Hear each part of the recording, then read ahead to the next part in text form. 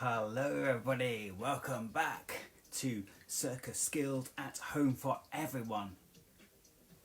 Right, say goodbye Bunny, say goodbye Mr. Raccoon, see you later. Okay everybody, so today's session, I'd like to welcome you back to the start of the summer term. I know we were all hoping that we might be starting back at school, but that hasn't happened. And so we're still in this strange time. Anyway, every 11 o'clock on a weekday, I'll be doing these Circus at Home for Everybody sessions. If you've missed the first 10 I did in the spring term, then look back and have a go through those. Right, today we're going to have a look at the theme of pandemic and the fun we can have with pans. So here's a pan. A nice milk pan, and I've got another one here that we'll be using later, a frying pan. So you might want to be thinking about what pans might I be able to use in the next quarter of an hour or so, and you might need to ask permission to borrow one. Okay, you can see mine are quite old and relatively light, which is probably better. So what do we need to do first? Well, first we need to do is a little warm-up. So let's get into a space, and I've adjusted the screen so you can actually see the floor, hopefully, because we're going to do a slight bit of floor work in our warm-up today. So I'm going to step back a bit, okay, turn the music up a fraction, and we're just going to step slowly to start with, and to start a slightly faster song as well. So let's step, walk,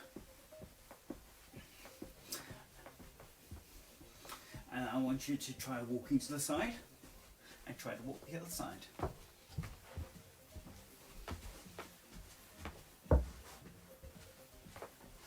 And of course this will be a lot easier if you're in a bigger space. I'm in quite a small space, so apologies that I'm in a small space, but hopefully you've got a lot more space than me. So let's go this way again. 1, 2, 1, 2, 3, 4. 1, 2, 3, hop. 1, 2, 3, hop. 1, 2, 3, hop. 1, 2, 3, hop, and walk again. Good. Now let's see how far you can get down while still walking. Okay, this is quite tricky. Now try turning around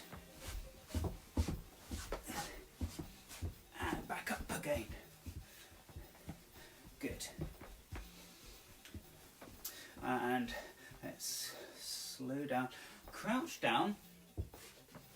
Put one knee on the floor, one knee ahead of you, and we're gonna sort of sit up and we're gonna lunge forwards. Hello everybody watching. And lunge back so that we're sort of sitting on our other leg a bit. Now we'll go back up again, lunge forward and lunge back, and let's swap with the other one. I'll do it sideways profile so you can see a bit better. So we're going to go forwards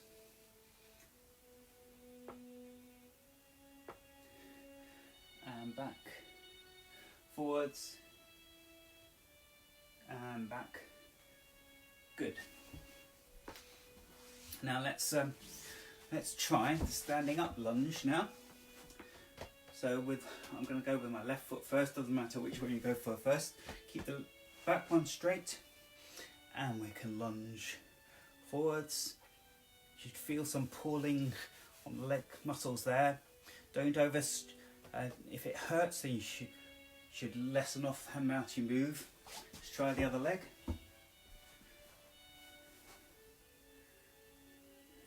Good. And back again. Let's turn that music down a fraction. And we're going to go sideways lunge now. So we're going to keep one leg straight and move down. Trying to keep our back straight as well. We don't want to go forwards or backwards. We want to try to remain in an upright position and try lunging the other way. Good. And then if we can get our feet in this position here, where they're like that on the floor, that's number 1 position in ballet, I believe. And I want us to point our leg forward, front, back to together, to the side, and let's repeat that. Forwards, sides, forwards, sides. And if you've got room to go backwards, that's good as well. Forwards, side, backwards. Let's try it with the other leg. Forwards. Just come forward. So let's go back a bit so you can see my space. Forwards, sides. If you've got room to go back, I haven't. Go back, side, forward, side. Excellent. And now, keeping that foot position like that, see if we can go down a bit. Here you'll feel a stretch on that bit there. That's quite normal. Back up again. If you want to go, see how far you can get down. We keep our feet flat on the floor when we're doing this. Again, trying to maintain a straight back while we're doing it. Young, flexible people can normally go quite a long way. Okay, good. Excellent. Let's just warm up our arms a bit. I'm going to crouch down so you can see me a bit more easily. So, if you have now got your pan, we can use this as part of the warm-up, because this has got a bit of weight, so we can go like this, forwards, sideways, and of course you need to be careful that there's nothing in the way that you can accidentally break. Okay, want to keep it safe. So forwards, up, sideways, forwards. And if you've got 2 pans, you can do it with both hands. So forwards, up, sideways, forwards, up, sideways. And you might want to swap hands, because this one's heavier than this. So both arms get the same exercise. Forwards, up, sideways. Then if you want to really confuse your mind, you might want to go up with one while you go forwards, and then choose something like that, or something like that. And doing exercise where you're not doing it together can confuse your head, but it's quite good exercise for your brain to try and get yourself to do it. So you can, if you're doing it with a group of people, you can have someone say, call out, oh, front and top. So people have to go like that, and you can have a good game with that. So you might want to try that later. Okay, that's warmed up our muscles a bit. So what else are we going to do? Okay, so because this session has got a pan, sort of a kitchen theme, what are the things we can do circus-wise with pans? Well, a lot of the really good, interesting circus acts revolve around thinking about everyday objects and how you can do something amazing with an everyday object. So with a pan, you can do simple things like spinning it around like that. And again, if you're doing this, you need to be careful that you don't bash anything around you, so look out for obstacles. Quite often when I'm doing this, playing with new bits of equipment, I like to go out into the yard or to a grassy area and do it there. So that's an excellent place where you're not going to accidentally drop the pan or throw the pan on anything that might break. So do make sure you're in a nice space. Okay, so first thing we can do is that. Second thing we do, we can try it and throw it in the air and catch it with a handle. So this you have to be quite careful, because you don't want to go thud on anything. Quite often when I do this, I'll grab something like a cushion. I'll have that on the floor, so that if I accidentally drop it, it does go thud, and it's a nice soft landing for it. Okay, so have a go at doing that. Have a go at throwing from one hand to the other. We have to be quite careful with this, because you can actually if you catch it awkwardly, it can hurt. So be careful when you're doing it.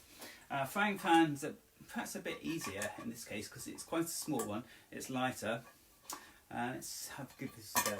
Oh yeah, that's much easier actually. And as you can see, it spins much slower than the milk pan that I had. So choosing objects can help. Okay. Again, you have to be careful because if you catch it there by mistake on that bit, it can sort of dig into you. So, when throwing pans, I tend to only do it for a short space of time, especially if they're quite heavy. You have to be very careful you don't hurt yourself or anything else. But one of the much safer things I do that can be done is if you get a beanbag or a ball of any sort. Here's a bouncy ball, or you may have made the homemade bean bags a few weeks ago with me, things like that, and you can have a go at throwing it in the air. The nice thing about the homemade bean bags, as you can see, is that when they land, they go splat and they tend not to roll too much. Whereas if you, and I think the same will be for the bean bag. Okay. In fact, if you have two, you can throw it in the air, catch it with the other. It's often good. Or you can have two at the same time, okay? So I've got a beanbag there, one there. So I'm going to throw this one first. When that's in the air, when this is halfway up, I'm then going to throw this one. See how this goes. Wah-ha! Terribly, I caught that. Let's have another go. It's tricky this. Let's try it the other way. I'm going to throw that first. Oh yes, caught just. So you can see, ooh, I'm getting a bit better at this. It takes a little while to get used to doing it. You can even experiment with catching both in one pan or having one pan and trying to catch them. So you can see how I have quite a lot of fun just with simple things like this. And that's not the only games you can have fun. So if I just turn the angle, so we can see the bed a bit better. So you can have some throwing games. So I didn't show you this. Here's a bouncy ball. Bouncy balls are much harder in a frying pan to catch. In a saucepan, it's a bit better because they just catch inside and it's not too bad. But it can be rather tricky. But once you've got, let's get that back. Once you've got these objects, let's move that out of the way. You can then, you can start off close. You can try a little throw, and then if you find that easier, you can then move them further away. So here we go. Let's get a bean bag. So for 1 point you might have hit the first one, and let's see if I can do all of them. The bouncy ball now, not sure how this is going to work. Oh, got it in, amazing. So 4 points there, and then for the second saucepan, it's further away, makes it much harder. Oh, it's knocked it over, and it's bounced out. So you can see you can have a lot of fun with target games, and if you have a water bottle, the bean bags, you can have a go at knocking it over, and you can have a go if you have a water bottle filled up, it actually makes it a bit harder. So if I knock that, see that didn't actually bounce off. You have to get a direct hit just because it's got weight. So you might want to experiment having fun games with drinking bottles that are either empty, like this one, or ones that got water in or full up. Okay, make sure if you are doing drinking bottles that the tops are done up nicely so you don't spill water everywhere. Let's put those over there, and let's see. So that's some fun we can have with pans and objects. So next next session, tomorrow at 11, we're going to change the theme from kitchen and pans to bathroom. So we'll see what fun we can have with bathroom stuff. And so I look forward to seeing you all tomorrow. And oh, nice to see Sue Lancaster watching. Lovely costume. She made my costume for me, so she's an excellent seamstress. So tell your friends about me, and this session will be on every weekday. So see you all tomorrow, hopefully. Bye.